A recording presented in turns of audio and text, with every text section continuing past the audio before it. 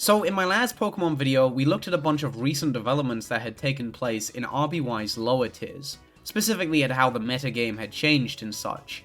And honestly, that's probably my favourite Pokemon video that I've ever done. There was just so much to talk about, and all of it was really fun. UU had like the unbanning of sleep, NU got new Pokemon, ZU needed a whole ass history lesson to get through, and I swear I spent about 20% of the video talking about how these two would almost certainly get banned from RBYPU, only for them to go, hey, you know what would be mad funny? Now originally I was also planning to talk about Overused in that video, like the whole thing would have just been recent developments in RBY. And I ended up cutting it because the video was long enough as is, and also SPL was like happening while I was making that video. So it would have been a bit of a fucking disaster. I would have gone like, oh, Exeggutor is getting used more this SPL than last year's SPL. And the usage rate was changing while I was making the video because the tournament was still fucking happening. So yeah, that worked out for the best, I think. However, there's no need to worry about that anymore. SPL has concluded. People actually good at the game have optimized Pokemon, discovered new strategies, while I dicked about and made a Pikmin video. So it's finally time to talk about some recent developments that have taken place in RBY Overused. And you might be surprised to hear that there's a lot to talk about. Now, I wouldn't necessarily blame you for assuming that there wouldn't be a ton to talk about with RBY Overused, because it is just one tier after all. Attention everybody! Work harder, bye! And besides, not a lot has directly happened to that tier the same way that had happened with a lot of the lower tiers. I mean, just as an example, RBY UU had a whole ass game mechanic unbanned, so that's naturally going to shake things up quite substantially. And RBY Overused has had new viability rankings, but that doesn't necessarily affect Overused that much. I mean, RBY UU got new viability rankings too, we talked about that in the last video. Yet the tier most affected by that was RBY NU, because Pokemon dropped from UU to NU, and vice versa. RBY ZU had Pokemon coming and going left and right, and we ended up with whole ass eras of RBY ZU. Like damn, I can't wait for the archaeologists to find the forum posts detailing the horrors of the Magmar Scyther era of RBY ZU. Despite this, RBY Overused doesn't really need these kinds of big sweeping changes to be worth talking about. Out of every metagame in RBY, it's the most popular, it's the most developed, it's the most established, it's the one that the most good-ass players are sinking the most time into. RBY Overused at this point is so well understood that even little things can have big implications, and even if they don't, the reasoning for how those changes came to be is often really interesting. Things like Rhydon getting a tiny bit worse while Gengar gets a tiny bit better, that's big news. Exeggutor is running Mega Drain slightly more than usual, and I'm so excited that I could pass out. However, before we get into any kind of developments anywhere, I've got a couple people to thank because there's no way I could have made this video happen all on my own.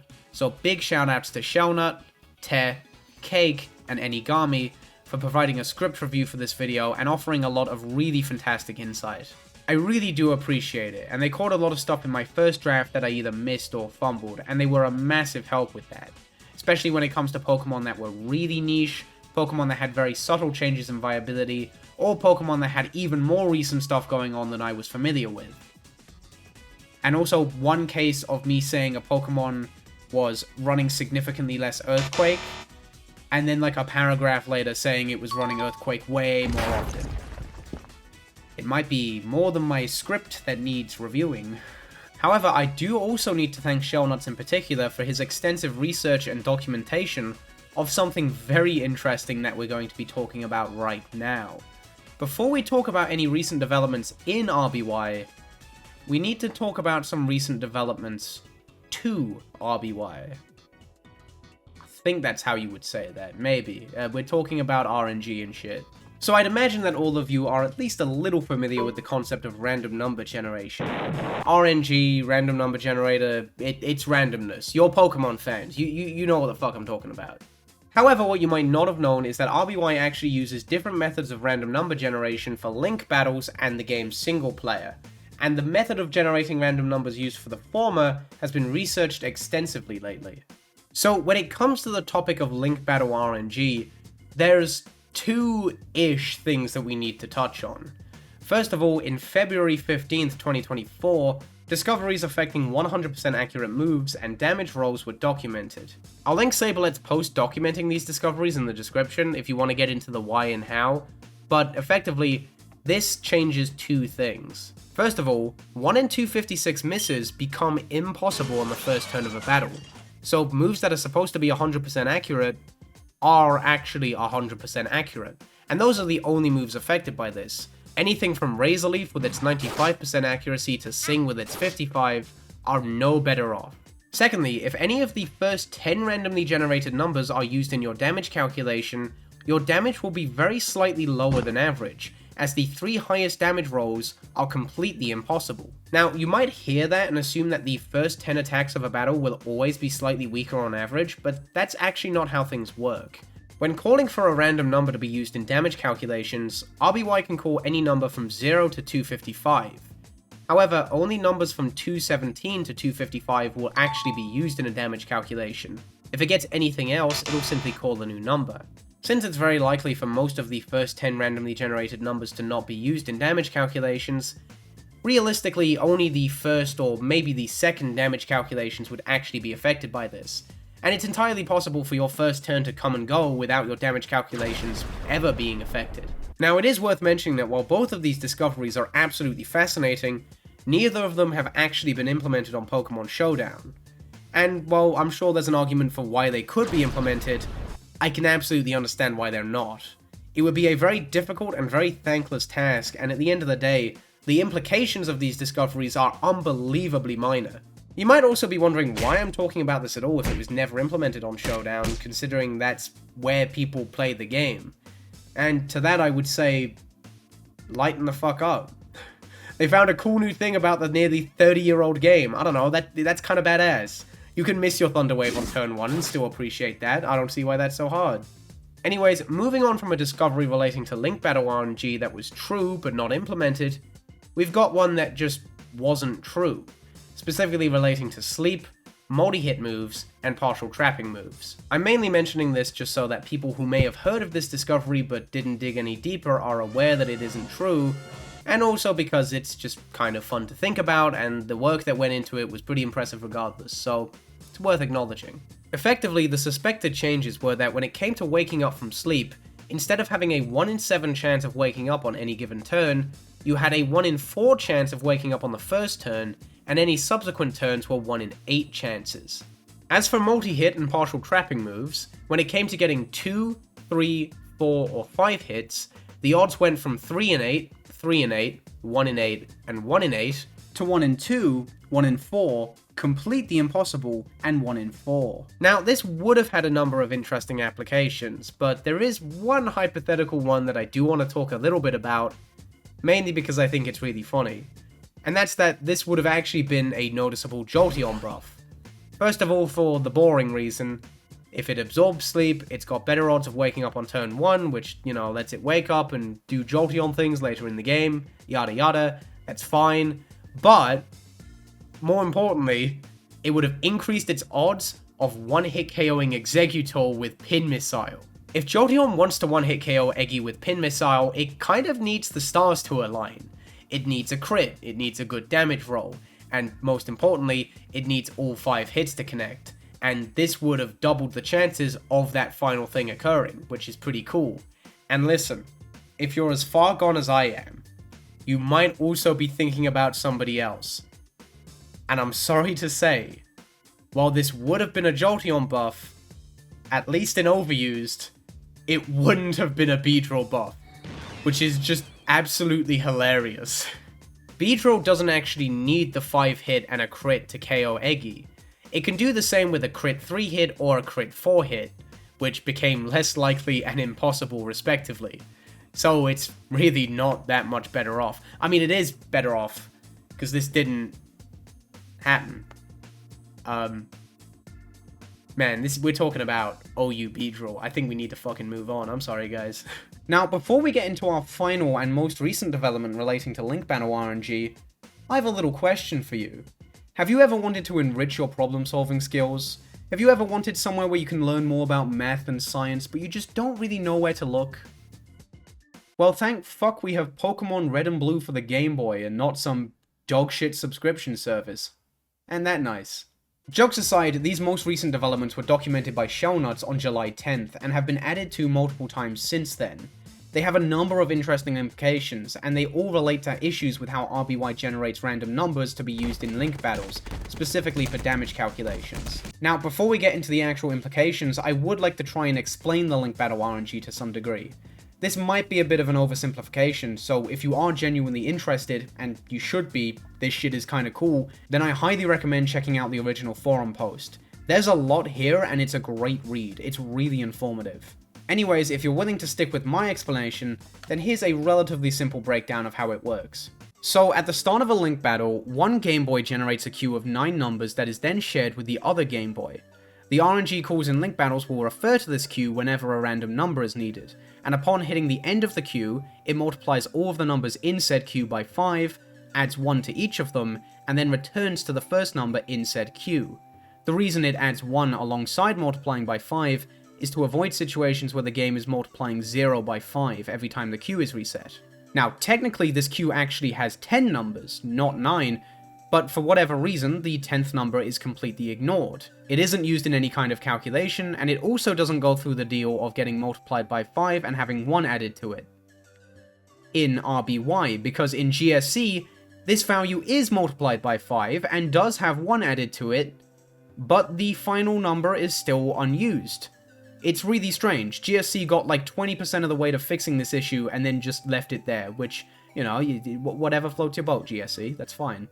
Another interesting quirk of this process that was discovered later down the line is that there's a very slight bias in that any value from 0 to 252 has an equal chance of being generated, but anything from 253 to 255 is actually very slightly less common. So with all that out the way, let's get into the actual implications of this discovery. Now, what was initially suspected was that the first and every 5th damage roll after was noticeably less common than all other damage rolls, occurring just under 2% of the time compared to the expected 2.5%. However, after some corrections made in August, things have turned out to be a little bit more subtle in practice, but a lot more complicated, so let's get into it. First of all, the odds of damage rolls can vary based on things like the accuracy of the move used and whether or not it crits the opponent. In the most basic scenario, where a 100% accurate move that doesn't crit the opponent lands, the following damage rolls are very slightly less likely to occur, having around a 2.45 to 2.47% chance compared to a 2.61 to 2.63% chance. Where things can get really extreme is a situation where a slow Pokemon such as Snorlax lands a critical hit on the opponent. In this scenario, most damage rolls vary from a 2.2 to 2.7% chance, but the 8th and 24th in particular have over a 4.5% chance of occurring. This happens because the RNG rolls for crits before it rolls for damage rolls, and since a slow Pokemon such as Snorlax critting is unlikely to occur, the RNG values from a successful crit end up limiting the possible damage rolls. The odds of secondary effects of moves occurring are actually very slightly different in Link battles compared to Pokemon Showdown, and these can also vary based on things such as speed, accuracy, and whether or not the move applying them crits. Going back to the example of Snorlax landing a critical hit, Body Slam Paralysis becomes over 0.5% more likely, while a Psychic Special Drop becomes just over 0.3% more likely. While the initially suspected more drastic changes regarding sleep, with waking up on the first turn being twice as likely as every other option, turned out not to be true, there is something up with it. It's actually more common for sleep to last 2 turns than any other amount, although it's by a very, very slight amount, about a 15.1% chance as opposed to a normal 15% chance. This is also affected by accuracy. A move with a hypothetical 1 in 256 chance of putting the opponent to sleep would leave them with a 20.77% chance of waking up 2 turns in. Lastly, all moves have very minute differences in accuracy in Link battles compared to Pokemon Showdown. As an example, both the 100% accurate Body Slam and the 70% accurate Thunder are very slightly more accurate in Link battles. It was initially suspected that all moves were slightly less accurate, but this turned out to not be the case. The reasoning for this is a little complex, and I'm not going to go into it here. Again, you gotta check out that forum post. It's very in-depth for a reason. It is fantastically done. There's a few other small things that I want to touch on, such as the chance of full paralysis being very slightly less in 1 in 4, actually being 63 in 256, the fact that paralyzed Pokemon cause the secondary effects of moves to be around 0.2% less likely to occur, and the fact that confusion gets checked before paralysis, so regardless of if you're paralyzed or not, you will always have a 50% chance of hurting yourself in confusion. So, that's it. As far as we know, any random events not mentioned here are not affected by any of these discoveries. So, if you were looking to blame that time you got fully paralyzed 3 turns in a row on some poor Japanese game developer making an honest mistake, I'm sorry, but no, you can't do that. That was actually your fault the entire time. It was a genuine skill issue and you should feel terrible. Honestly, while it might be kind of tempting to look at all these little things going wrong and go, wow, look at that. RBY being broken as hell again. Honestly, I think this is kind of really impressive. Yeah, there's very obviously a lot going wrong under the hood, but there's a lot of really, really tiny, mostly insignificant things. And like, considering RBY had a really small team and that link battles were added very, very late in the game's development, it's kind of really impressive that this little went wrong. Good on you, Game Freak. You got this one right. Now, while I do find all these random shenanigans absolutely fascinating, what good is a bunch of random shenanigans if we don't even know what the funny little characters that we inflict them upon are up to? So, I think it only makes sense that we move on to the actual Pokemon in RBY Overused and take a look at what they're getting up to. And I think the most natural place to start will be RBY Overused's new Viability Rankings. So yeah, as of May 11th, 2024, RBY Overused has new Viability Rankings, and I think they're pretty dang cool.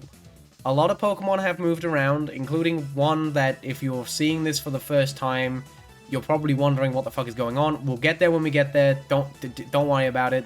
However, of course, some Pokemon have done more than simply move around the ranks. For a start, Omastar and Raticate have actually left the Viability Rankings and are now unranked, while on the other hand we've gained plenty of new Pokemon. Those being Dodrio, Gyarados, Dugtrio, Golduck, Aerodactyl, Flareon, and Pinsir. Now, we have got a lot of ground to cover here, so here's how we're going to break this down. First of all, we're going to focus on Raticate and Omastar, and why they've left the VR. Secondly, we're going to talk about the new additions to the Viability Rankings, and what they have going for them in Overused. Then we'll move on to some of the more notable rises and drops for the Pokemon that have held onto the Viability Rankings since last year, but have ended up moving around. And then we'll wrap things up with recent developments regarding the 13 primary Overused Pokemon. It is still 13, right? So, yeah. After maybe the single most embarrassing UU and NU run in history, Victreebel is once again an Overused Pokemon, sitting in the same rank as Jolteon and Slowbro, who, despite being on the weaker end of OU, have been established OU Pokemon for years. Now, to give Victreebel a bit of credit, even with its fumbling about in the lower tiers, it was never awful in Overused to begin with, and it has genuinely gotten a little bit better. It appreciates higher Exeggutor usage, the combination of Surf and Thunderbolt being the most common Starmie set for a while was greatly appreciated, and Wrap in general became quite a bit more valuable. It's excellent at pressuring paralyzed mons, and it matches up pretty well against a lot of sleep absorbers. It always had a niche, and it just so happens that that niche happens to be a bit more valuable right now than it has in quite some time. Now, with that being said, it's not like Victreebel is all of a sudden significantly better in Overused or anything like that. It's just slightly better off, and it's hard to say how much longer it's going to be slightly better off for. Yes, it appreciated more Surfbolt Starmie in early 2024, but now the combination of Psychic and Blizzard is making a resurgence, which obviously Victreebel would absolutely hate.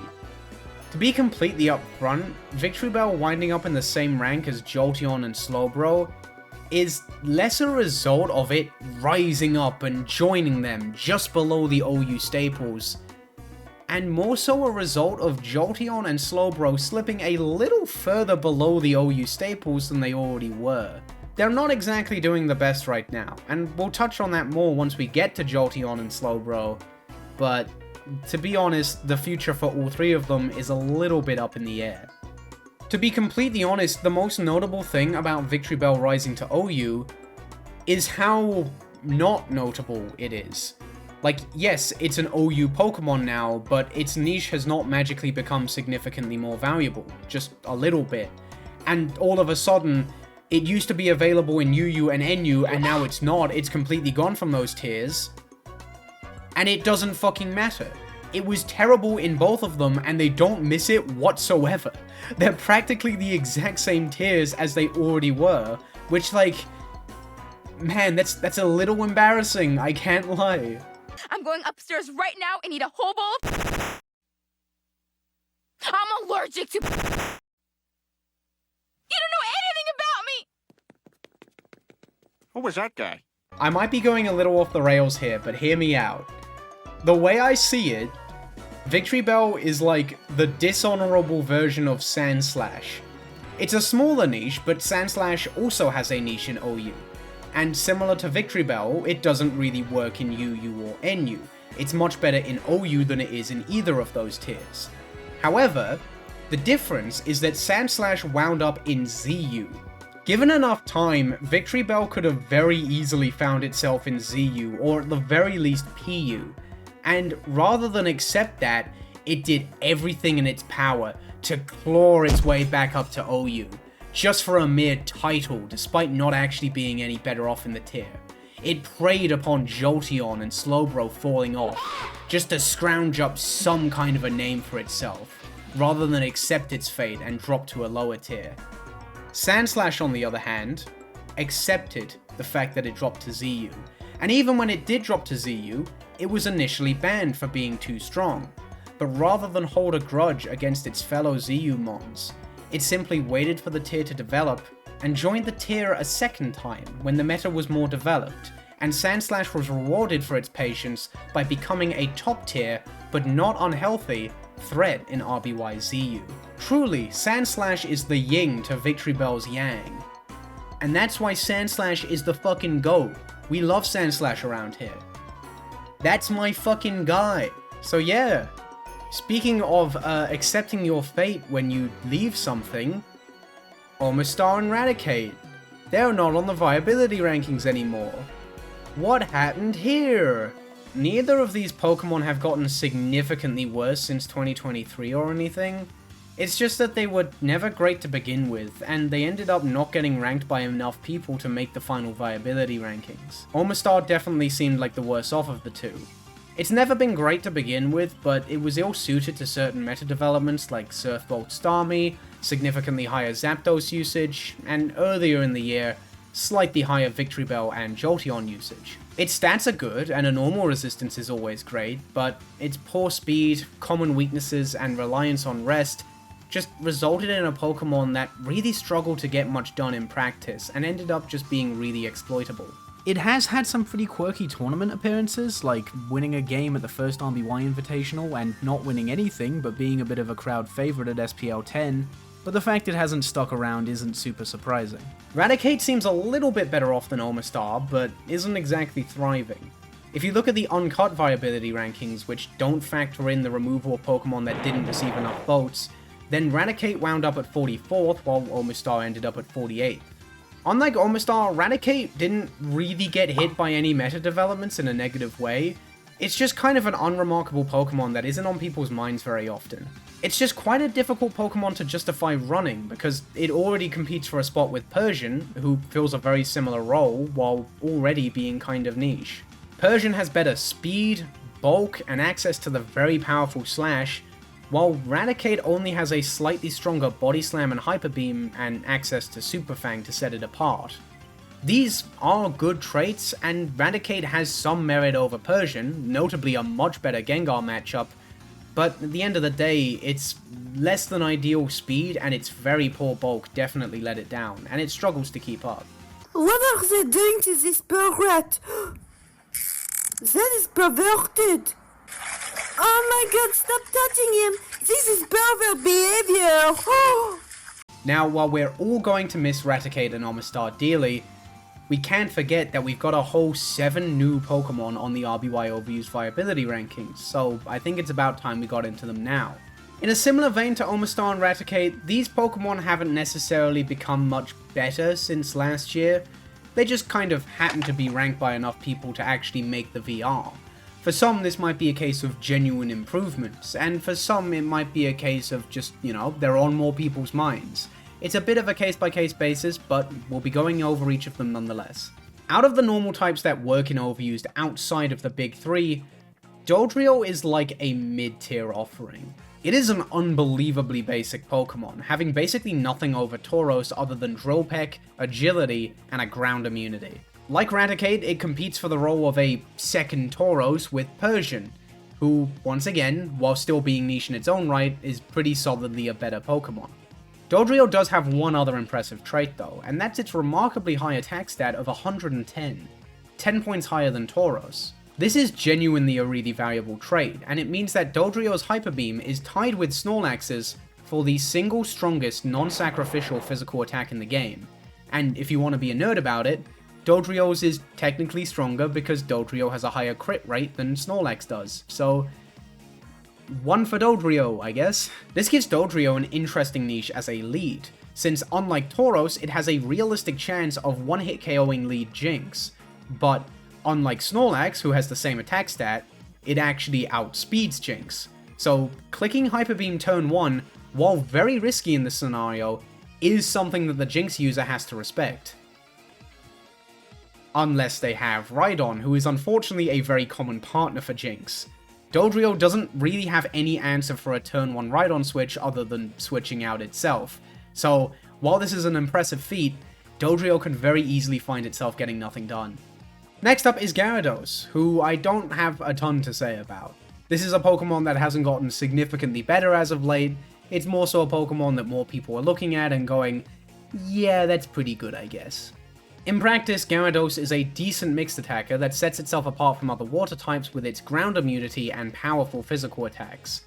With a bit of paralysis support, it can clean up weakened teams or even muscle past some of its tougher matchups like Starmie, but of course that's not guaranteed.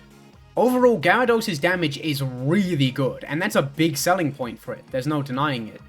But overall, it kinda struggles to fully capitalize on it.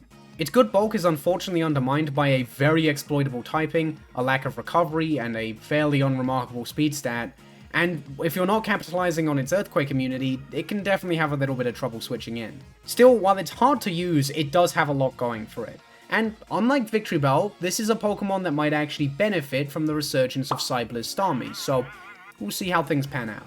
Next up we have Flareon, who, at least from what I could tell, is the addition to the OU VR that caught the most people off guard. Like, out of every single new Pokemon, this is the one that the most people were pointing at and going, what is bro doing here? Who let him cook? Okay, in hindsight it was less of a who let him cook and more of a how does he cook, which I will tell you about right now. So in a weird way, Flareon is like an extreme version of Gyarados.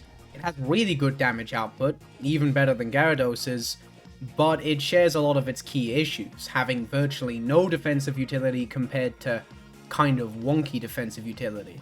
Flareon is quite difficult to switch in on thanks to its massive damage output, and it threatens Pokemon like Chansey and Starmie a lot more than Moltres does. Flareon's Hyper Beam does 50% minimum to Chansey, while Moltres' maxes out at 49.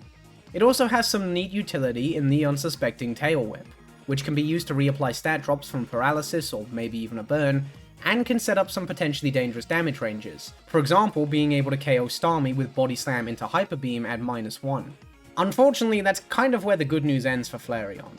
It is extremely hard to switch in, and combined with having virtually no defensive utility, it is an extremely difficult Pokemon to use in practice. Granted, its special bulk is actually quite respectable, so if you can get it in, it can 1v1 most special attackers fairly well, especially since it lacks Moltres' Bolt Beam weakness. Having Body Slam is genuinely a big selling point compared to Moltres, but it faces a ton of competition from it regardless. Body Slam is great, but Moltres has better speed, an Earthquake immunity, is a way better user of Fire Spin, has a stronger Fire Blast, and has access to Agility, which, on top of potentially making it a terrifying late game threat, gives it a fighting chance against Paralysis. And speaking of Fire Blast, Flareon's is very strong, but Fire Blast is just a bit of an awkward move to rely on in RBY OU. the low accuracy and low PP kinda hurt, and there is always the risk of thawing frozen Pokemon or burning a special attacker that is totally fine with being burnt compared to getting paralyzed or put to sleep. It's not ideal. Flareon's a very hard Pokemon to use in RBYOU, but it's cool to see that people have made it work nonetheless. Next up we have Dugtrio, a Pokemon who I definitely didn't expect to see on the RBYOU Viability Rankings. Again, similar to Omastar, this is another one of those Pokemon I always kind of considered a noob trap, because I was a noob who got trapped by it. But to give it some credit, it's got some genuinely notable traits, the most obvious of which is the fact that it's the game's fastest physical attacker. That's gotta count for something, and its immunity to Thunder Wave only makes this easier to capitalize on. Dugtrio also has phenomenal coverage. Access to Earthquake, Rock Slide, and Slash allow it to hit basically the entire tier for decent damage. And that's kind of the primary issue with Dugtrio, because yes, it hits the entire tier for decent damage, but its damage is kind of a little bit too decent. It's basically just getting a bunch of 3 or 4 hit KOs without crits, and while for most Pokemon that'd be fine, Dugtrio's horrible bulk gives it exceptionally poor 1v1ing potential. I think the best example of this is Dugtrio versus Rhydon. Rhydon's the one with the Earthquake weakness, Dugtrio is neutral, yet Dugtrio's Earthquake is a 3-hit KO on Rhydon, while Rhydon nets a 2-hit KO so clean you could fucking eat off it. Dugtrio has some legitimate merit when it comes to cleaning up weakened teams, especially with that Thunder Wave immunity, and again, while it's a little embarrassing in the context of the matchup, doing 40% minimum to Rhydon ain't that bad. At the end of the day though, there's just better Pokemon that do Dugtrio's job a bit more consistently, but that doesn't make it a bad Pokemon in its own right. On the topic of late game cleaners that have more utility than Dugtrio, we've got the opposite of that, because we've got Aerodactyl, who can kind of function as a really, really weak late game cleaner, but it's really bad at that, and it doesn't really matter, because that's not the most interesting thing about Aerodactyl. Aerodactyl's primary niche is that it can wall 4 attack lax sets. It's completely immune to Earthquake, and its rock typing means it resists all of Snorlax's normal attacks. And notably, Snorlax's Body Slam doesn't break Aerodactyl's substitute without a crit, which is pretty big. This can force Snorlax to waste a lot of PP, which Aerodactyl is completely fine with, since Wing Attack has a whopping 56. The substitute usage is also key in allowing Aerodactyl to safely rest or attempt a Sky Attack, which is key in continuing to stall Snorlax, or actually do some significant damage, especially with a crit Sky Attack. It can also fare well against certain Tauros sets, since while it does hate Blizzard, Blizzard has actually become the most common move for Tauros to drop if it wants to run a different move in the 4th slot. It used to be Earthquake, but now people tend to drop Blizzard for things like Fire Blast, or Stomp, or something we'll talk about later, because it's cool. Now, this is a very cool niche, but it's also a very, very small niche, and even in this niche, it faces competition from Porygon, who is arguably a much safer pick. As of right now, Aerodactyl is the lowest ranked Pokemon on the RBYOU Viability Rankings, currently being ranked at 38th, which is pretty reasonable given how small of a niche this is, and depending on who you ask, it might even be a little generous. Next up we have Golduck, who unfortunately is one of the least interesting new additions in my opinion. Golduck is mostly outdone as an Amnesia user by Slowbro and Poliwrath, who, again, already quite niche, but it does have a small niche over them in that it's the only one of the 3 to outspeed Victreebel, meaning it can safely land a Blizzard without risking a speed tie like Poliwrath. There's a few other matchups where the extra speed can help, like Cloyster and Dragonite, but other than that it really doesn't have a whole lot going for it. And unfortunately, even though its special is higher than Poliwrath, at +2, it still can't one-hit KO Victreebel, doing 97.5% maximum. While they are kind of niche in their own right, the other 2 Amnesia users at the very least bring some utility to the table alongside their Amnesia shenanigans.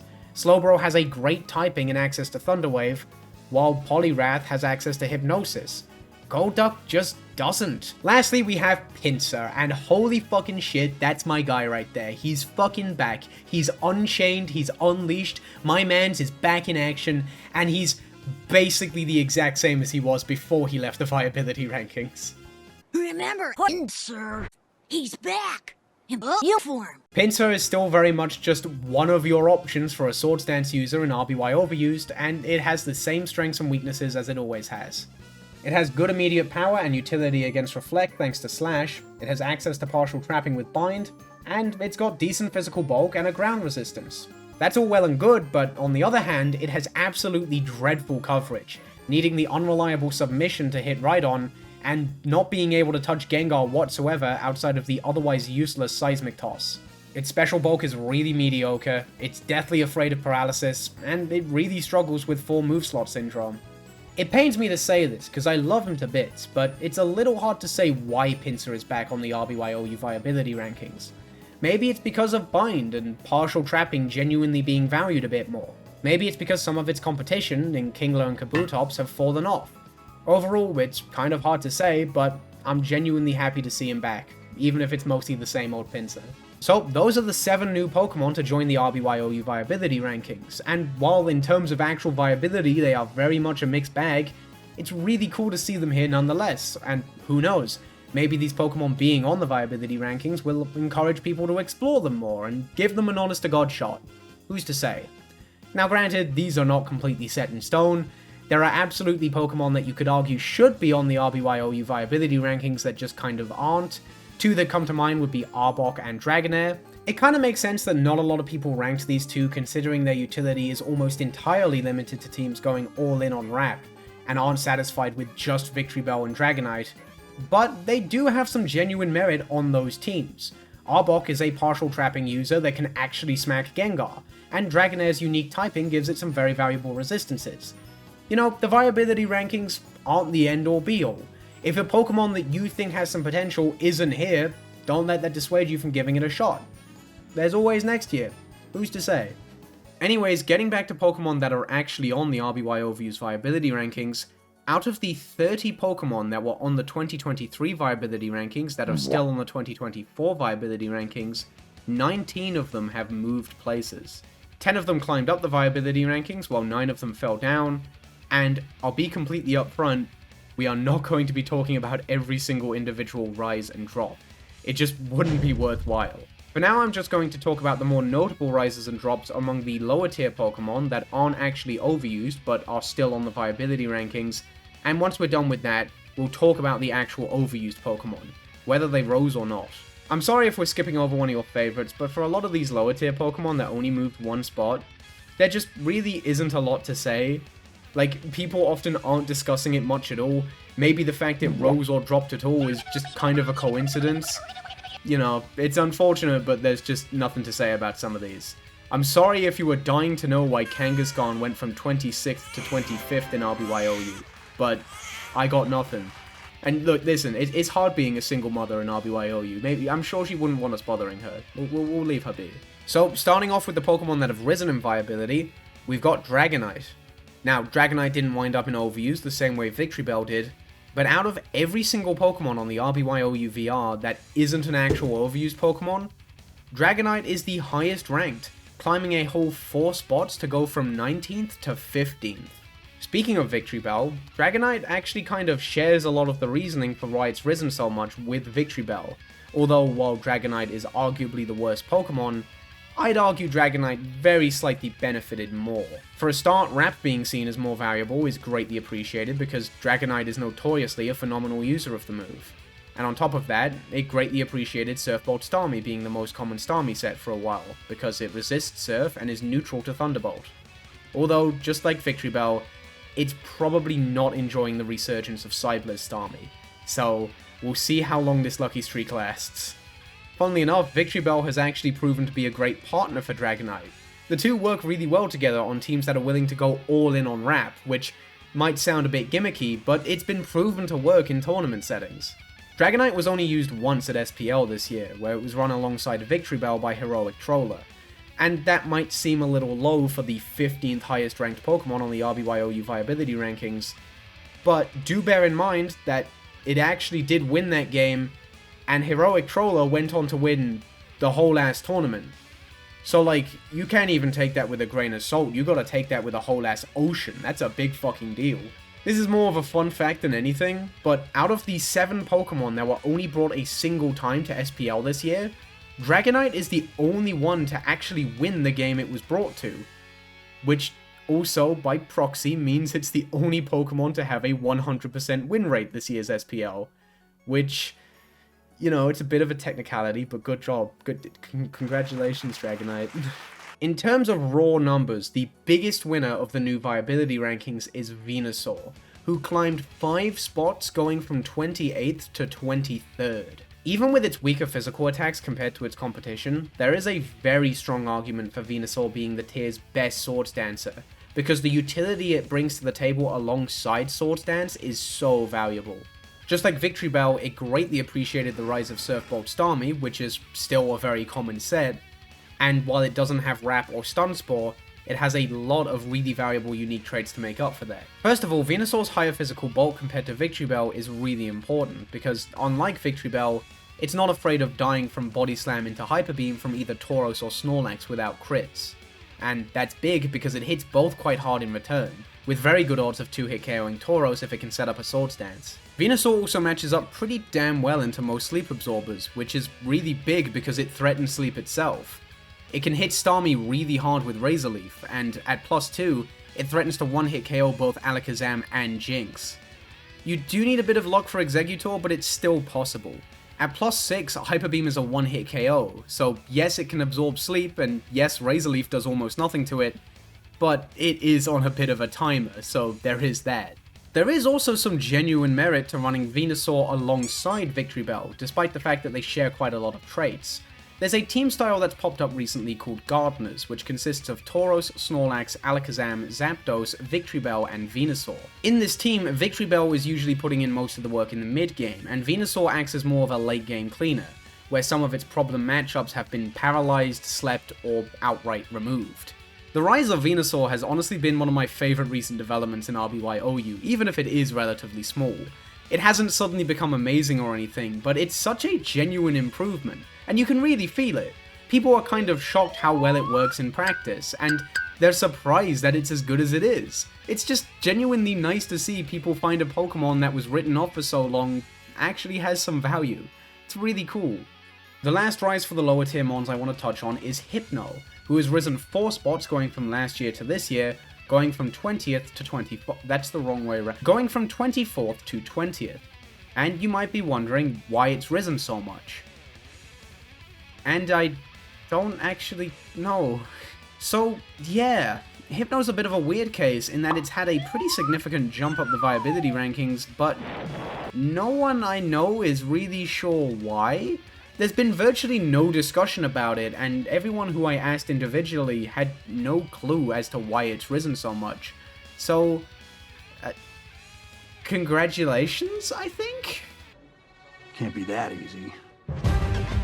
It's that easy.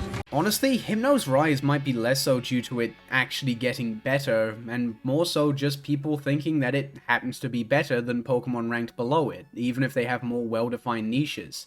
Hypno's biggest issue is the fact that it doesn't really stand out a whole bunch compared to other psychic types, and it really struggles to offer something that they don't. But that doesn't really change the fact that, fundamentally, Hypno's not bad. It's a good Pokemon in its own right, it's just kind of outclassed. And to be fair, the fact that OU is now the only tier where you can use Hypno other than Ubers also might play a factor in the fact it's risen. It's hard to say. Now, to give Hypno some credit, it does absolutely have room for growth. The main thing it has going for it to set it apart from the other psychics is that it can threaten sleep and paralysis while not being threatened by Cybliz Starmie or Lead Zapdos the same way Eggy is.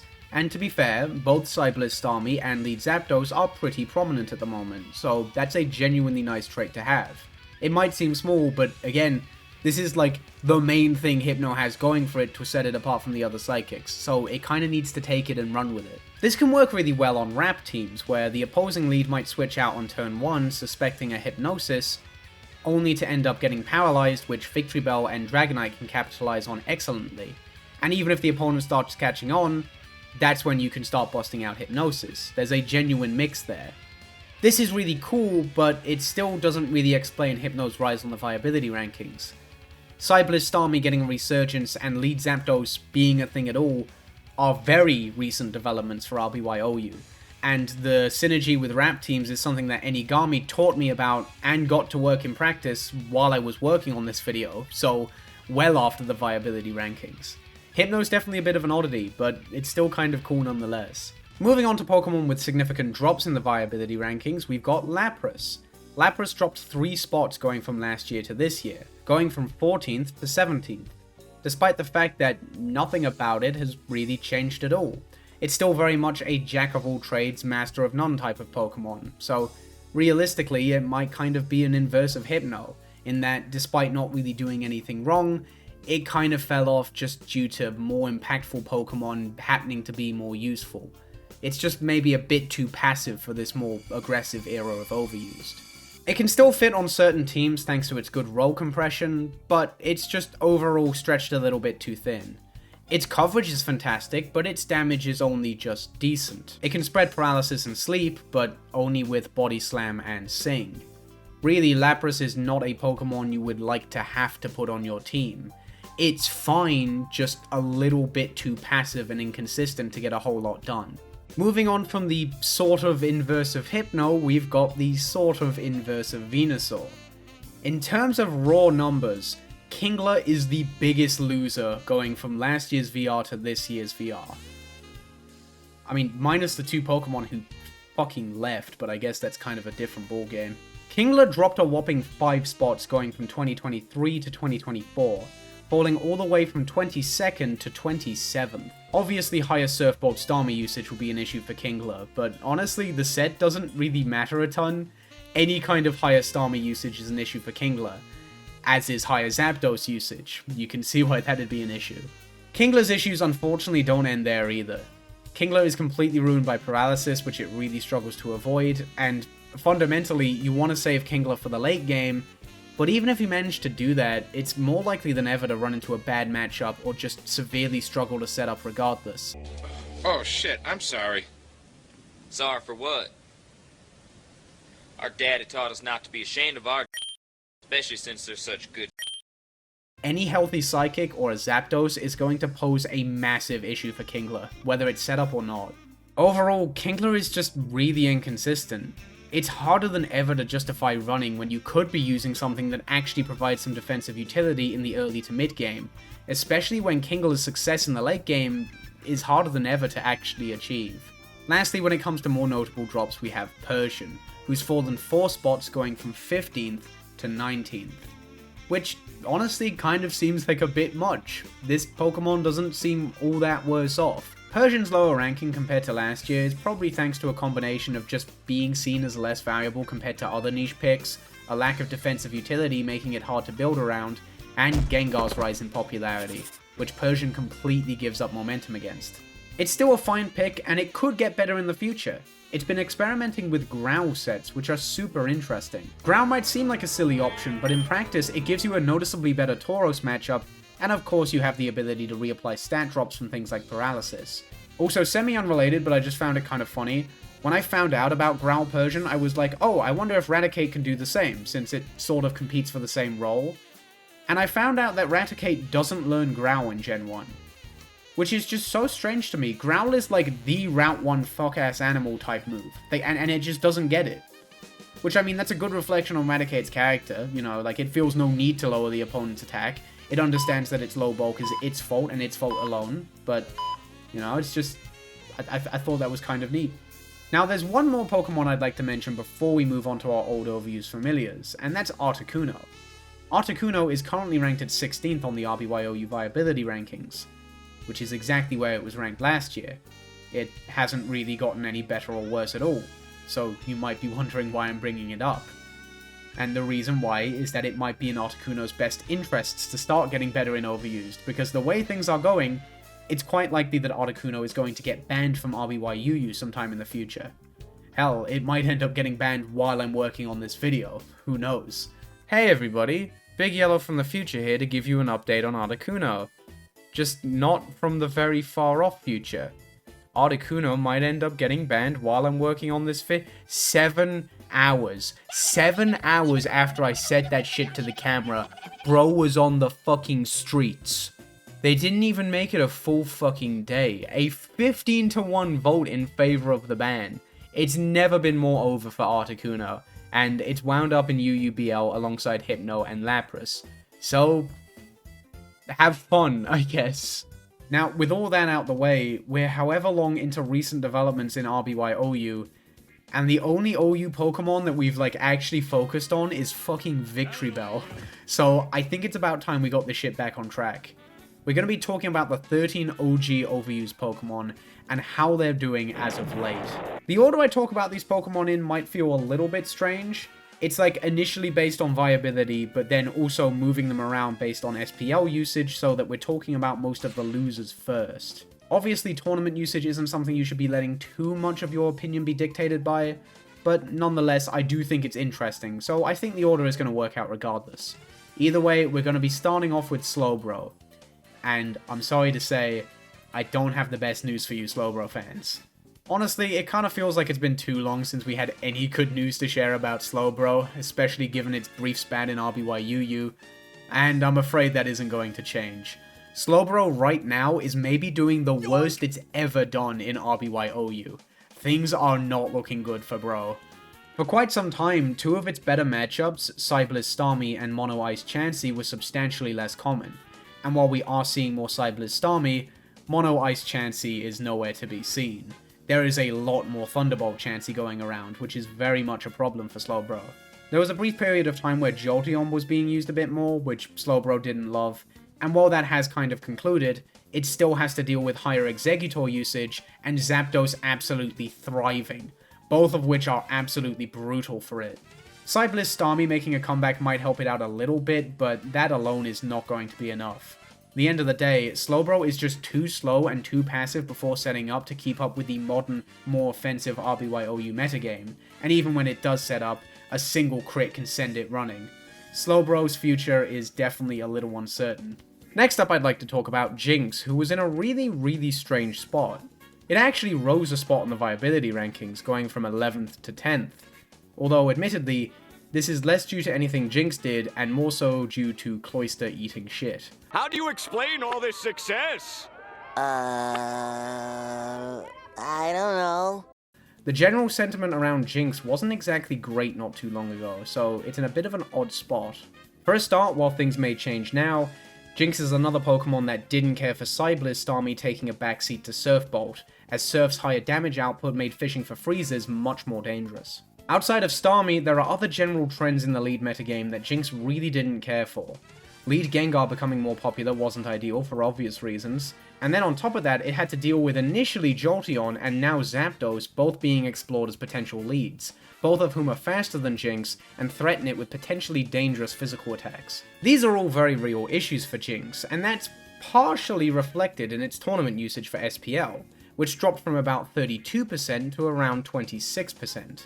However, leaving it there would be disingenuous, because despite everything, Jynx is still very solidly the best sleep-inducing lead, and funnily enough, tournaments are actually where Jynx seems to shine the most. While it is true that Jynx's SPL usage has decreased since last year, it's still the 7th most used Pokemon, despite being at 10th on the Viability Rankings, which is pretty substantial, and while its usage might be a bit underwhelming, what certainly isn't underwhelming is Jynx's win rate, which is a whopping 59.38%. Pretty wild for a Pokemon that's being used as much as it is. It makes sense that people have their grievances with Jynx, because outside of its primary role of sleep, it's very difficult to get noticeable value out of. But at the end of the day, it is so good in that role that Jynx is never going to be doing that badly for itself. Despite some unfavorable trends, at the end of the day, Jynx's use in the lead metagame solidifies it as one of the absolute safest tournament picks. And again, while getting use of it outside of the lead metagame is quite difficult, the people who are actually playing in tournaments and placing well are the players good enough to be able to do that. Jynx will be doing just fine, even if the numbers sometimes give the wrong impression. Moving on, I'm sure you noticed that there was a certain someone in the Jynx section that I threw some fucking shade at, and that's infamous cool dude, Cloyster. Cloyster is not eating at the moment whatsoever. On top of dropping a spot on the Viability Rankings from 10th to 11th, its SPL usage has been pretty dire. Going from 2023 to 2024, its usage has almost halved, going from 14.55% to 8.26%. The old combination of Jolt Cloy is unfortunately kind of dead in the water at the moment. They end up being far too vulnerable if either of them have to rest, which, given how crippling paralysis is to either of them, is a pretty common scenario. Zapdos doing as well as it is right now is a big issue for both of them, as it does massive damage to Cloyster and forces Jolteon to rest with Thunder Wave, which leaves it extremely vulnerable. As a result, it's easier than ever for Cloyster to find itself in situations where it doesn't really have anything to do other than rest or blow up, which are exploitable and leave its team vulnerable to threats like Snorlax or Rhydon respectively. While Cloyster hates the rise of Zapdos and Thunderbolt being more prevalent on Starmie and Chansey, at the very least I guess it appreciates Rock Slide being marginally less common on Rhydon, but this is a bit of a band-aid on a broken shell. Cloyster's in fucking trouble. It's still fundamentally good, it's not going to rock up to UU anytime soon, but its inconsistencies are really showing, and it's harder to fit on a team now more than ever. However, almost as if Cloyster needed a bit of cheering up, I'd like to move on to who is arguably Overused's biggest loser, or at the very least most notable loser. And believe it or not, it's Alakazam. Now, in terms of numerical ranking, Alakazam hasn't dropped at all, it's still ranked at number 6, but the fact it's dropped an entire rank is a little bit hard to ignore. And on top of that, Alakazam's SPL usage is very, very unfortunate. Out of the 14 overused Pokemon, Alakazam has had the biggest drop compared to last year, being used a whopping 19.38% less compared to 2023. Now, Alakazam hasn't gotten significantly worse as of late, it's just that some of its shortcomings are really standing out lately. For a start, it's incredibly vulnerable to paralysis, and it's a lot harder to get use out of while paralyzed compared to something like Starmie. Starmie itself also poses a problem for Alakazam, as the now more common Surf does more damage to Alakazam than any of Starmie's other options, which forces Alakazam to recover more often. Arguably Alakazam's best role is its ability to threaten paralysis on turn 1, and while this is undeniably fantastic, it's also very much common knowledge at this point among skilled players. So its inherent mix-up of whether it stays in or switches out turn 1 is inherently a little worse off. People are just better at playing around it now. Now, Alakazam is undeniably hurting, but it's still incredibly strong in its own right. It is one of OU's most dominant and consistent leads, regardless of whether it's predictable or not. Alakazam is one of those Pokemon where you can know it's coming and still have trouble dealing with it. Its speed, power, and access to Recover and Seismic Toss will always be phenomenal traits, and while it's not the best sleep absorber in the world due to its frailty, outside of sleep, it matches up quite well against a lot of sleep inducers, so if Sleep Claws is in effect, it can 1v1 them very effectively. Also, while it is true that Starmie causes issues for Alakazam, it's also an amazing Alakazam partner. The old infamous team of running all 3 normals and all 3 psychics is still fantastic. A lot of players are ranking Alakazam at 7th, 8th, or even 9th. But it's not surprising that it's managed to cling on to the number 6 spot, even if it's not clinging on quite as strong as it used to. Alakazam is going to be just fine. With most of the losers out the way, let's move on to Gengar, who's doing particularly well at the moment. It didn't move on the viability rankings at all, but its usage in SPL increased quite a bit, and the general opinion of it at the moment seems to be pretty good. Now, this might seem like an odd thing to bring up for more experienced players, but something I really want to talk about with Gengar is the use of Psychic over Thunderbolt or Nightshade. This is not a particularly recent development. This was a thing back when I made my Ghost Types and RBY video way back when. But that's the thing. I don't mention it in that video at all, and I really should have. And that's always kind of bugged me. I've never really had an opportunity to bring it up since then, until now. Nearly a year and a half later. So yeah, let's finally talk about Psychic on Gengar. If you're running Psychic on Gengar, it's typically replacing Nightshade, but not all of the time. Either way, there are plenty of benefits to using it. It's really nice in the Gengar mirror, as it does over 40% minimum, and either a crit or a special drop will set the opposing Gengar up for a 2-hit KO.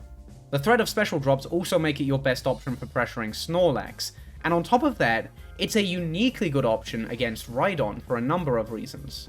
It will do more damage than Nightshade, but even then, the damage against Rhydon isn't that crazy, having only just over a 16% chance to net a 3-hit KO, which isn't ideal in a matchup where Earthquake is so scary. Still, there is always the possibility of crits or a special drop, which helps a lot, and on top of that, Psychic is uniquely good in that it denies Rhydon from setting up free substitutes. Rhydon substitutes have 103 HP, which means Nightshade is unable to break them, while Psychic always will. However, while it's less common, there is some genuine merit to running Psychic alongside Nightshade. You are left with a much worse Starmie matchup, which is unfortunate, but on the other hand, you cover Rhydon, Exeggutor, and opposing Gengar with a single set, which on certain teams like Edgar Zap might be worth the rougher Starmie matchup. Overall, even outside of the Saigar stuff, Gengar's doing pretty dang well. Monolax being more common for quite some time and lower Alakazam usage have both been great for it, and Lead Gengar has been quite a bit more common. It's doing very well. You love to see it. Next up is Jolteon, who I feel like I've had pretty mixed things to say about throughout this video, and unfortunately, I'm clearly not the only one. Around SPL earlier this year, it did feel like the general opinion on Jolteon was actually up, and that is reflected in its tournament usage, which was a little bit higher compared to 2023. However, since SPL, it really feels like the public opinion on Jolteon has just gone down and down and down, and currently, things are really not looking that great for it. Now, it hasn't been all doom and gloom for Jolteon. Like I mentioned earlier, people were looking into Lead Jolteon not too long ago, and it was a really interesting option. It was a lot more luck reliant than some of your other options, but the potential impact it could have was absolutely massive. It outsped all of the other relevant leads, and it threatened immediate paralysis, and most of the Pokemon that could threaten it with sleep took significant risks trying to 1v1 it, or even switching in, as just the threat of a crit double kick or pin missile posed a massive threat. I know Pin Missile is quite easy to poke fun at, but it's made a resurgence on specifically Lead Jolteon, which should pretty much always be running it. Lead Jolteon basically just wants to spread as much paralysis as it can and do significant damage as early in the game as possible, and with a little bit of luck you could maybe use it as a sleep absorber too and keep it for the late game, but really it's more of an enabler than anything. It doesn't have to stick around for the late game, as long as it just opens up some cool opportunities for its teammates. You might assume that Rhydon poses a big issue for Lead Jolteon, but in practice it's not that bad, since Rhydon just invites Eggy in. Lead Alakazam, on the other hand, though, does pose an issue. Psychic does significant damage to Jolteon, and if both of you end up paralyzed, Alakazam can actually get the upper hand in terms of speed, since a Psychic special drop will reapply the speed drop from paralysis. All the while, Thunderbolt doesn't do a whole lot to Alakazam in return without crits. Outside of the lead position, Jolteon really hasn't changed a whole bunch. It's still decent, just a little hard to build a solid team around, and now more than ever it finds itself outdone by Zapdos, who it faces significant competition from. It does have a lot of unique strengths, and they are valid. It's got a better Rhydon matchup, it's faster and has a better crit rate, it arguably has an easier time fitting rest, and it has a better ability to switch in on special attackers.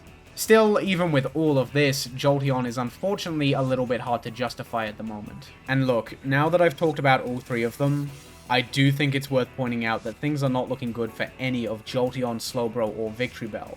None of them are bad Pokemon, that much should be clear. It's just that they're very obviously not on the same level as the other RBY Overused mons. None of them are very well suited to this more aggressive modern era of RBY OU, and their futures are all a little bit up in the air right now. You might hear that and start thinking about dropping them to RBY UU, but that poses its own set of problems. They're all in the same rank on the RBY OU Viability Rankings, so you kinda have to drop all of them or none of them. And while Victreebel would be a harmless addition to RBY UU, Jolteon would be absurdly broken, and we've been over this song and dance with Slowbro. It's not like people are really struggling to decide what to do with these three or anything like that. After the OU Viability Rankings released, a vote was held among certified rankers to decide whether the OU-UU cutoff should be below the C1 rank or above the C1 rank, and they ended up voting to have it below that rank. For the time being, these three are just going to sit in RBY OU and all be unremarkably good. And that's maybe okay, I think. I'm not really good enough at OU or UU to throw my hat into the ring here as to what should be done with these three, but at the very least, they're not really hurting anyone at the moment. Next up is Rhydon, who is sort of kind of maybe a tiny bit worse thanks to some small grievances with certain meta trends like more late game Starmie, more Earthquake Snorlax, and Saigar, but overall it's still absolutely amazing, and its role in shutting down Zapdos is more important than ever. Honestly, Rhydon dropping from 7th to 8th on the RBY OU Viability Rankings is less due to any fault of its own, and more so just due to the fact that it hasn't really changed, while Zapdos, who used to be below it, has gotten significantly better. It's still a fantastic Pokemon, and it's barely any worse off. Poor predictable Bart. Always takes rock. Good old rock. Nothing beats that. There is one relatively new option for Rhydon that's been explored quite a bit as of late, and that's running Leer over Rock Slide. It might sound kind of silly, but this is very much a real thing, and there are some legitimate reasons to do so. You actually lose less than you think by dropping Rock Slide. You don't really need it to beat the brakes off Zapdos. Body Slam will do the job just fine, and it's arguably harder to switch in on than Rock Slide.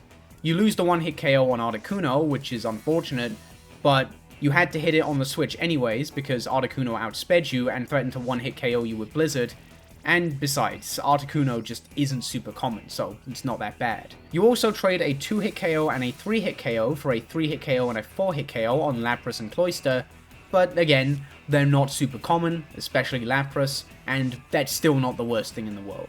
The main benefit to Leer is that it gives Rhydon a noticeably better matchup into Reflect Snorlax, especially ones lacking Earthquake. Even if it isn't running Earthquake, Reflectlax can be scary for Rhydon for quite a number of reasons. For a start, Reflectlax has inherently better sustain, since it basically always runs Rest while Rhydon pretty much never does. Reflect also turns Rhydon's Earthquake into a mere 6-hit KO, which combined with Rhydon's very low crit rate of 7.81%, gives it very few opportunities to do significant damage to Snorlax.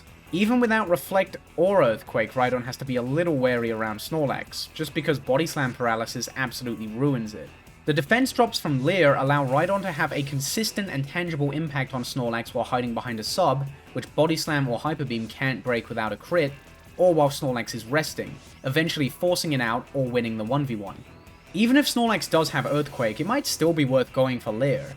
You might lose Rhydon in the process, but at the end of the day, Snorlax's Earthquake is only a 3-hit KO on Rhydon, so you should still be able to leave it decently chipped, or with Reflect negated thanks to defense drops, which a teammate could very easily capitalize on. Even with all this, Leer is noticeably less common than Rock Slide, but that doesn't invalidate it whatsoever, and it's been seen as a legitimate option for quite some time now. Next up is Zapdos, who I've mentioned quite a few times in this video, and for good reason. Zapdos right now is arguably doing the best it ever has in RBY OU. It is an absolute monster. Higher Starmie and Eggy usage combined with less Blizzard usage from the former for quite some time has been absolutely fantastic for it. And on top of being good matchups for Zapdos, they also make excellent teammates, which is good because both of those are also being used more. Obviously the Rhydon matchup is still awful, but that alone does not invalidate Zapdos, and there is some stuff the Zapdos user can do, like double switching to bait Rhydon into a bad situation. Teams running Zapdos are usually pretty well equipped to dealing with Rhydon anyways. Rhydon is a fantastic Pokemon in its own right, but it's undeniably fairly exploitable and also quite predictable. Rhydon's great, but there's actually a surprisingly small number of good teams that it fits on. If you see Rhydon, you usually know what you're in for to some degree. Most of Zapdos' other matchups haven't really changed at all, but that's good. Pretty much all of Zapdos' other relevant matchups vary from good to incredible, so things staying the same outside of Rhydon are perfectly fine for it. Zapdos has mostly been running the same set that it always has, it's just that the combination of small meta developments and people getting significantly better at actually using it have made it scarier than ever. But even then, it has seen some cool new developments in terms of how it's used. Lead Zapdos is definitely the big one, and while it is by no means a staple pick yet, it has some absolutely amazing traits that make it worth considering. Compared to Lead Jolteon, it doesn't quite have the same immediate threat, but makes up for it with massively improved consistency. For a start, it is significantly bulkier. Unlike Jolteon, it lives a Snorlax Body Slam after 2 Seismic Tosses, and Drill Peck is a lot more consistent and practical than Double Kick and Pin Missile on Jolteon. The potential threat of the latter two is big, but while the opponent has to respect the possibility of getting crit, Jolteon is a bit more reliant on them than it would like, and also there's a lot of prediction involved. Jolteon will find itself forced into situations where it just has to guess between which one of 3 very different attacks it has to use, and as a result it can be quite easy to pivot around. While Zapdos isn't as crit happy as Jolteon, its Drill Peck does do more damage to Chansey than Jolteon's Double Kick, and compared to Pin Missile, it is infinitely less luck reliant when it comes to doing solid damage to Exeggutor and Jinx. It doesn't even end there when it comes to advantages over Jolteon, because Zapdos also has Agility, which allows it to negate the speed drop from Paralysis if need be. However, as good as Agility is, Lead Zapdos might also consider dropping it for Hyper Beam or Rest.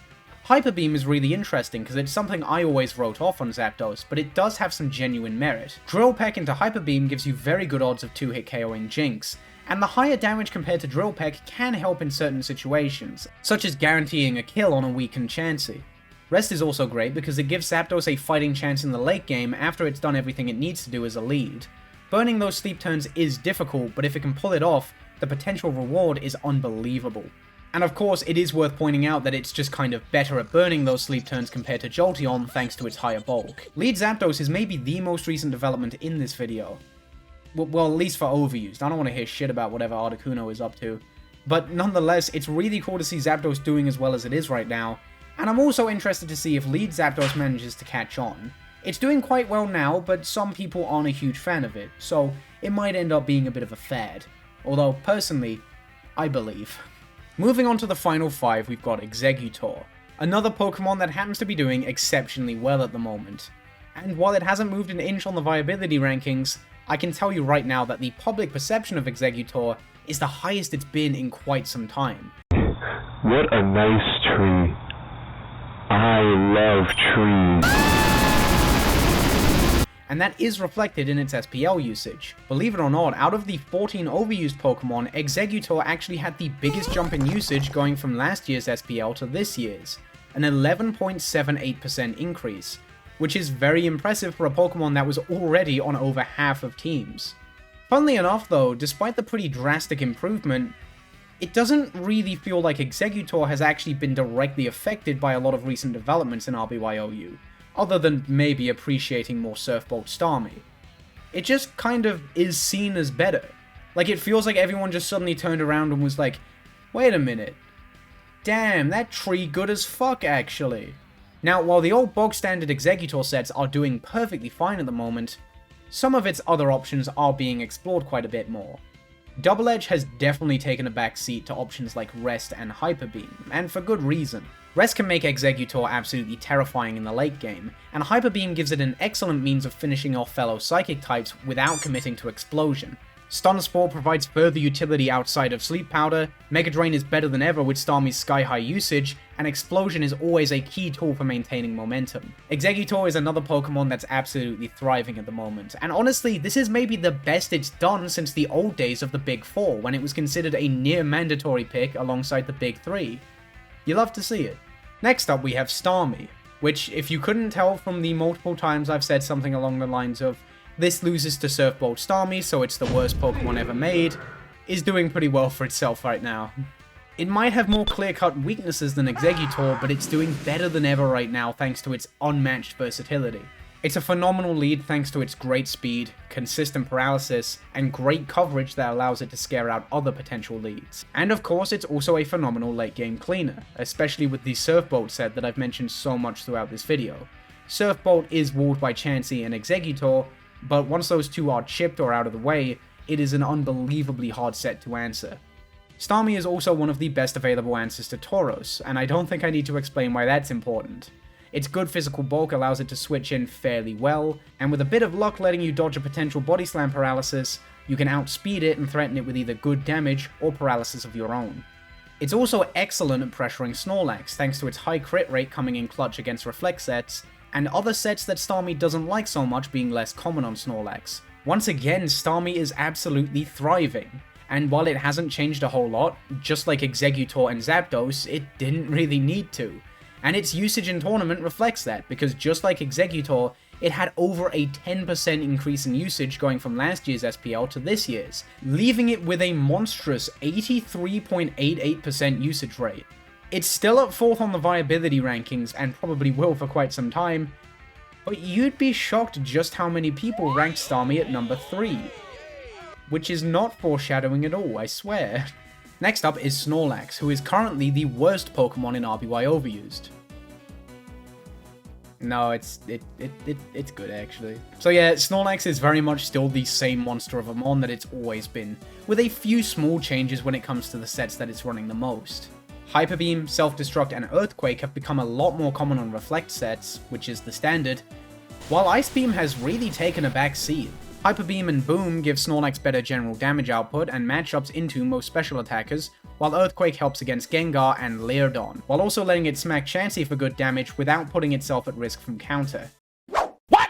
Help me!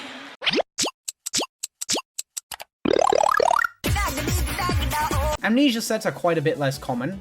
Pretty fucking stupid considering Porygon hasn't been banned to Ubers yet. Like, bro, what are you doing? Watch your back. But it's sets running the combination of Ice Beam and Reflect that have really taken a backseat on Snorlax. They're not awful, it's just that their passivity isn't really well suited to the current RBY Overused metagame. Having the option to fish for freeze is nice, but in this more fast-paced metagame, it's not something Snorlax should really be relying on. The all-out attacking sets that usually forego Rest and or Reflect are pretty great as well. You might not see them as much as some more consistent options, but that's more so due to them being hard to use than them being weak. Next up is Tauros, who just like Snorlax is the same monster it's always been, but while it hasn't gotten any better or worse for the most part, has been exploring some interesting new sets. People have always explored other options for a fourth move on Tauros for quite some time now, like Fire Blast, Thunderbolt, maybe Stomp, but one that's really taken off as of late is Rest. Something that you almost never used to see is now arguably its best option for a fourth move outside of the standard Tauros set. By running Rest, Tauros is given the luxury of being able to take significantly more risks in the early to mid game as a wall breaker, not automatically losing most of its utility if it happens to get paralyzed. Now, Tauros is nowhere near as reliable of a Rest user as Snorlax is, thanks to its overall lower bulk and lack of Reflect, so it does need to pick its spots for burning sleep turns carefully, but if you manage to do that, the potential reward is absolutely massive. Having a healthy Tauros in the late game is notoriously amazing. This is not some hypothetical what-if option either. Rest has been proven to work in tournament. In 2023, Rest Tauros made no appearances, while it made 8 appearances at SPL 2024. That might not seem like much, but you do also have to consider Tauros that ran Rest and didn't have the opportunity to click it, so it wasn't counted, and even then, Rest eclipsed the other alternate options in terms of usage. Rest Tauros is very much real. It's been proven to work in tournament by good players, and even the good players who aren't using it at the very least have to be prepared for it. So yep, now that we've talked about Tauros and Snorlax, who are doing excellently, we've talked about everything we need to talk about when it comes to RBY Overused. The tier is doing the best it's ever done. It's a grand old time, and everything you know and love about it is doing just fine.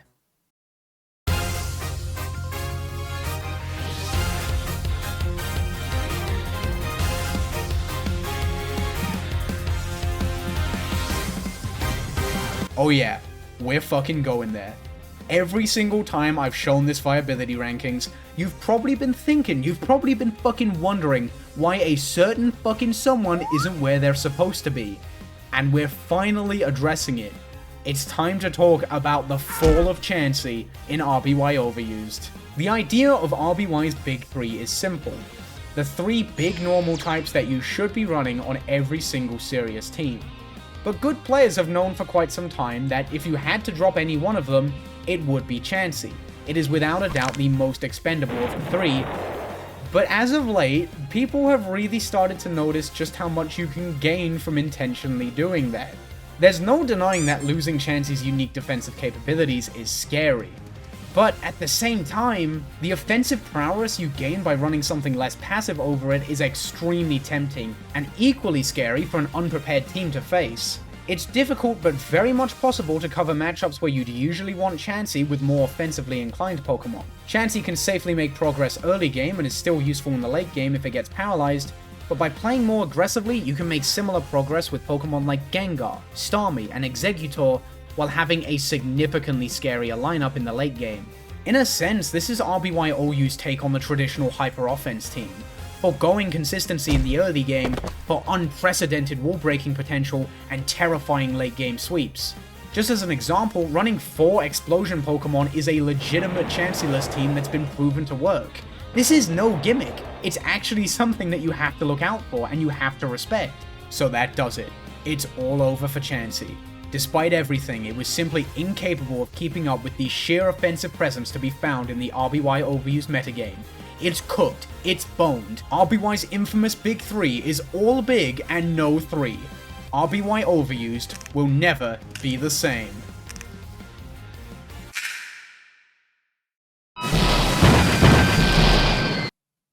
On the other hand, though, switching into Starmie is really hard. So yeah, in case you couldn't tell, Chansey is perfectly fine. It's more than perfectly fine. It's fucking incredible. It's always been incredible, and it's going to continue to do so. Yes, it did drop a rank on the RBY OU Viability Rankings, but this is simply to reflect the fact that it's not as mandatory as Tauros and Snorlax, even if it's still highly recommended. And like, not quite mandatory, but still highly recommended, is like almost as high as the fucking bar can get. Like, what, are you gonna tell me Starmie's bad now? Chansey's gonna be fine, don't worry about it. Chansey-less teams are being explored by good players, but that doesn't make Chansey significantly worse. Yes, it did have a drop-off in both people ranking it at number 3rd in the Viability Rankings, and SPL usage. It was only a decrease in usage of just over 1% going from 2023 to 2024, but still there's no denying how important that is for a Pokemon so historically dominant. And unlike something like Tauros, Chansey's usage doesn't lie, because every single Chansey-less team brought to SPL revealed all 6 of their Pokemon. Even if Chansey's general passivity and poor physical bulk can be exploited, there's just no getting around the fact that the defensive utility it does bring to the table is like no other, and it's really hard to pass up, even for experienced players. It's the single best switch into Starmie in the entire tier, and Pokemon that can effectively 1v1 Chansey typically really don't like switching into it. And then on the other end of the spectrum, Pokemon that can switch in against Chansey often struggle to make significant progress against it. Another issue with potentially not running Chansey is that Chansey is undeniably a great answer to opposing Chansey.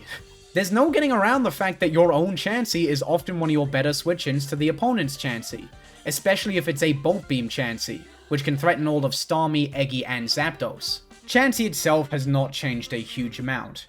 The Bolt Beam set is by a long shot the most common one, and for good reason. It is remarkably consistent and has stood the test of time. The combination of good coverage, the threat of freeze, and a good amount of attacking PP is just really hard to pass up on a Pokemon like Chansey. On the other hand, Sing has become a little bit more difficult to fit because you really don't want to be running a Chansey that only has one attacking move, while Counter and especially Reflect have become significantly less common. Even if it's a small thing, I love that Chansey-less teams are becoming a thing. They're something people have always been aware of, but for a long time they were sort of written off. I mean, when I used one way back when, I just took a normal team and replaced Chansey with Moltres and expected that to work. To put it nicely, we had mixed results. Still, even if Chansey-less teams are better than expected, there's not a lot of good Chansey-less teams, and they do require a very skilled player to pilot effectively. Listen, I'm so happy that I get to sit here and talk about how cool Chansey-less teams are, but this is not like a PSA for little Timmy who's playing Pokemon Showdown on his phone because mommy yelled at him to get off the damn Nintendo, to immediately hop on a Chansey-less team and expect to dominate the ladder. It's not gonna happen, I'm sorry. But at the same time, I don't want to discourage new players from trying out Chansey-less teams. Even if you end up losing a lot, or you really miss its defensive utility, I'm sure you'll have a bit of fun. It's really cool, I just want new players to go in not expecting it to be like a cheat code, right? It's not gonna automatically win you games, it's just like, cool. So yeah, there's a small handful of recent developments in RBY Overused. That was fun. Jokes aside though, this, as you can probably tell, is my longest and most ambitious Pokemon video to date. This took an absolute ton of work, but at the same time, there is nothing else I'd rather be working on. This has been really, really fun. I loved learning about all of this, and I loved getting to share it with you. I feel like I've said this a million times at this point, but at the end of the day, seeing developments like this happen for such an old game is just so exciting. Even if I'm not actually any good at RBY, it is so unbelievably fun to keep up with. And I really hope that a lot of you are in the same boat. Well, I know a lot of you are. I know a lot of you don't actually play this shit. You're just like, ooh, I wonder what Arbok is up to. Anyways, that does it for realsies.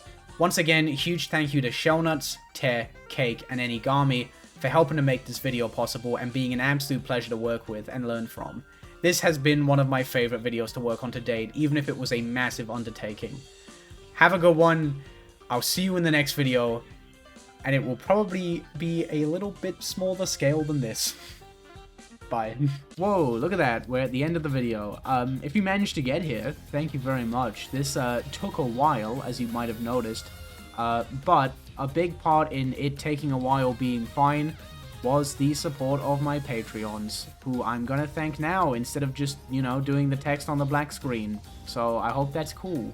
So big thank you to Johnny362,000, Memories Adrift, Frankie Mark, Another Ignored Beast, Eric, Ada Basilisk, Osiris, Doovy0, Looney Maroon, Lazcole, R Mob, Eric Lanning, Tia Lopo, Jam, Carter Richter, Fretzy, Colton Bayer, Zero Gum, Strawberry, Z, Aaron Phillip, Binglet On, JE3, Metallicy, Pink Hat Boy, Rio, Genny, but she's a bit fruity, Wolftree, Ethan Hughes, Kai D, Excellent Tone, Odd One Out, Artie, Wizard McMagic, Putnam, Snackerfork, Happy Calcium, Cordy, Beanie, Tailored Muffin, Emanon Advance, Flame P, Yon Sear, EBGB, 18 Quintillion Planets, Omilla, Armuda, CS, Daniel Drexler, Ben Gets Weird, Yoshi Nero, Isola Delfina, Kino, Sop Phasing, PJ Schwa, Wolfrey, Lorelei Cortez,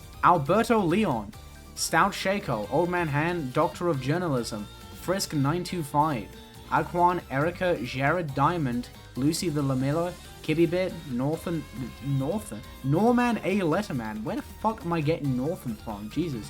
Zon, Ash C. Adams, Bravely Typed, VV Venomous, Skeleton, Cram, Tamiyaki, Dadsato, Motobono 9, Invertas, Kobe Fan, I'm lying now. Mr. Shroom, Mahogany, Sword Off Laser, Ernesto Flores, Robbie Shin, Braden Wisp, Braden Wisp. The Wisp is the one from Sonic Colors.